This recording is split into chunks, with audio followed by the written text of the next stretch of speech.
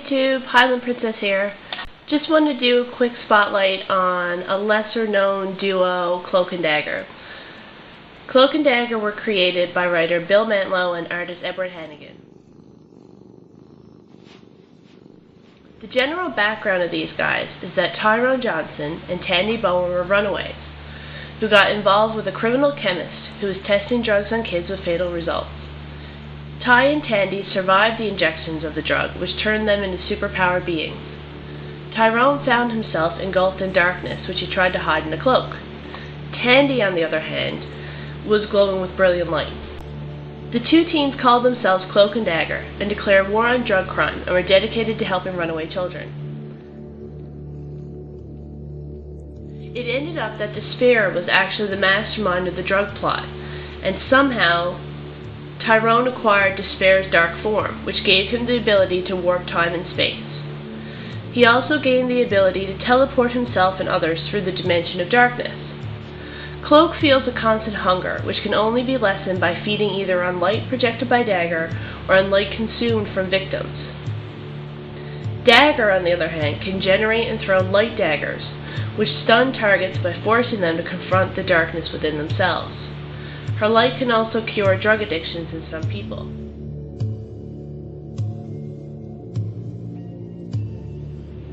They have a really unique sort of relationship. I don't think that their particular type of team has turned up anywhere else. I owe a huge thank you to Gimpy204 for sending me this book along with a bunch of other Cloak and Dagger books. So cool for you to do that, man. I've been looking everywhere for this and just couldn't get it for a reasonable price. I also owe a thank you to the Nine Claw, as he handed me over a few books that he had in his collection. Peter Parker, The Spectacular Spider-Man number 64 is their first appearance. They were in a few other Spider-Man books, such as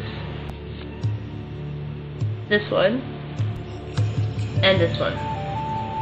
They were then given their own 4-issue limited series, penciled by Rick Leonardi. This series was a success, and Marvel decided to launch an ongoing bi-monthly series of their own. I almost have a double run of this series. Issues 2 and 3 were given to me by Jean-Paul Ace Peter, and what's really cool is that they're actually signed by Rick Leonardi on the front page.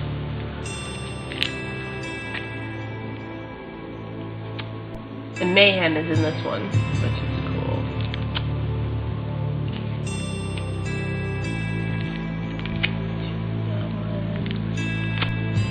This is an awesome cover. I loved you.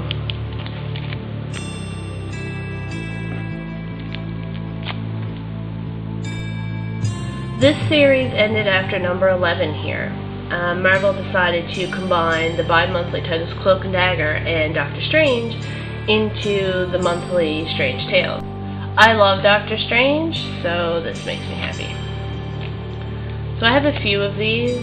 1, 2, 5, 7,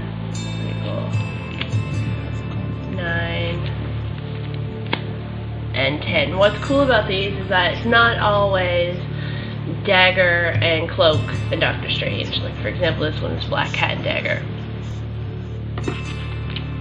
After 19 issues, Marvel split them again, and their series was titled The Mutant Misadventures of Cloak and Dagger. Sales began to falter at this point, and the series was cancelled. So I just have a few of these as well. The pair continued to make appearances in titles like Civil War and Spider Island. They also appeared in Spider-Ham as Croak and Badger. I totally need to get a copy of that because it's just too funny. The Spider Island books they were in I liked a lot. It's kind of a self-contained story, so you get a quick synopsis of their background, plus a new spin on their story. If you haven't read these yet, you might want to skip ahead a little in the video so I don't ruin it for you.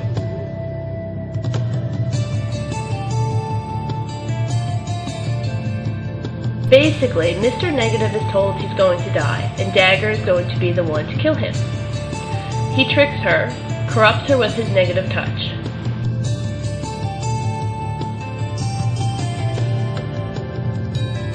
Her powers are then changed. All her light turns to dark so forcefully that it pours out of her.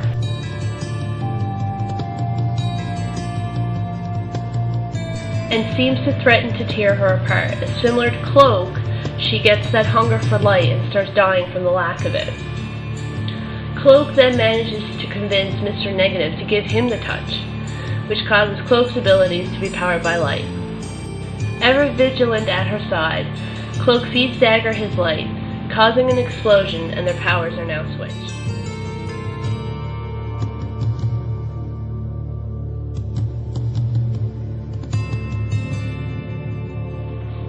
Promises were made, and my hopes were definitely raised, that the way Spider Island ended, they would create a new story for Cloak and Dagger.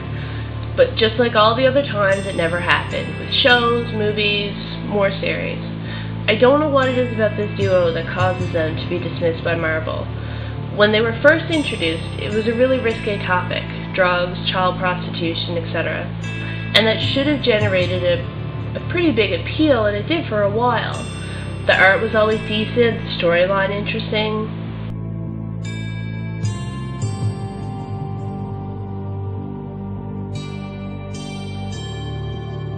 And they had great bad guys to go up against, like Dr. Doom. They keep getting included with the big guys and then shoved aside. Like during one team-up, Cloak was the one to save the day, but then the whole incident was erased from everybody's memory so no one knew. It was a total slap in the face. In my opinion, if the general idea behind a superhero story is the fight of good versus evil, light versus dark, you can't get any better than Cloak and Dagger. They are the epitome of light and dark. They battle it within themselves, feed off it from each other, battle with the outside world as good versus evil.